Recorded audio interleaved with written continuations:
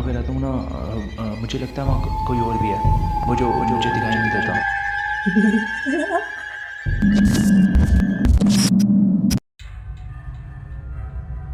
मेरा नाम अहमद है। मैं आर्मी से बिलोंग करता हूँ। आज मैं आप लोगों के साथ अपने लाइफ की एक बहुत ही सच्ची और भयानक घटना शेयर करने जा रहा हूँ। ये उन दिनों की बात है जब मेरी पोस्टिंग एक छोटे से गांव में हुई थी।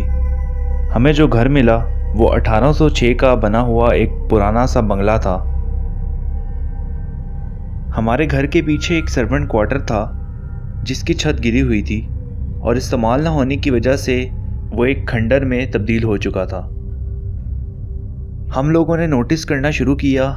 हम अक्सर रात को जब वहाँ से गुजरते थे तो हमें किसी औरत के रोने की आवाज़ सुनाई देती थी।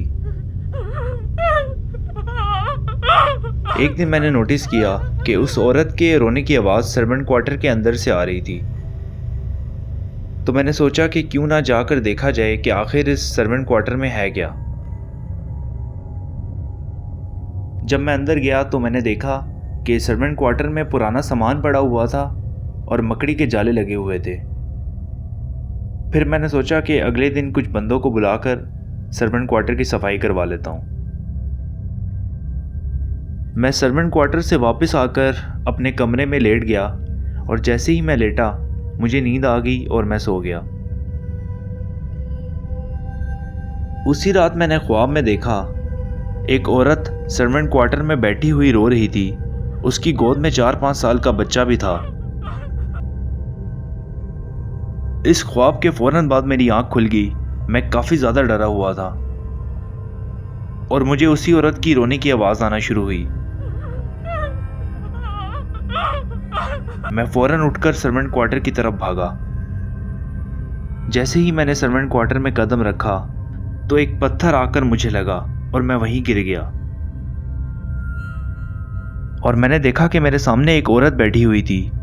उस औरत के बाल बहुत लंबे थे और उसकी आंखों से खून निकल रहा था। वो एक कब्र के साथ खड़ी हुई थी और ऊंचा ऊंचा बोलने लगी, मैं अपने बच्चे को नहीं मारने दूंगी, चले जाओ अगर जिंदगी प्यारी है तो। उसकी ये आवाज़ सुनकर मैं फौरन उठा और अपने कमरे की तरफ भागा। अपने कमरे में पहुंचते साथ ही मैंने अपना दरवाज़ा लॉक कर लिया। फिर सारी रात मैंने जागकर और पढ़ाई करते हुए गुजारी। सुबह उठते साथ ही मैंने एक आमिल बाबा को बुलाया और उन्होंने मुझे मशवरा दिया कि अगर अपनी ज़िंदगी प्यारी है तो फ़ौरन ये घर खाली कर दो। इस वाक़ये के बाद मैंने फ़ौरन अपना घर चेंज कर लिया। आज भी जब मैं ये वाक़या याद करता हूँ तो मेरे रोंगटे खड़े हो जाते हैं।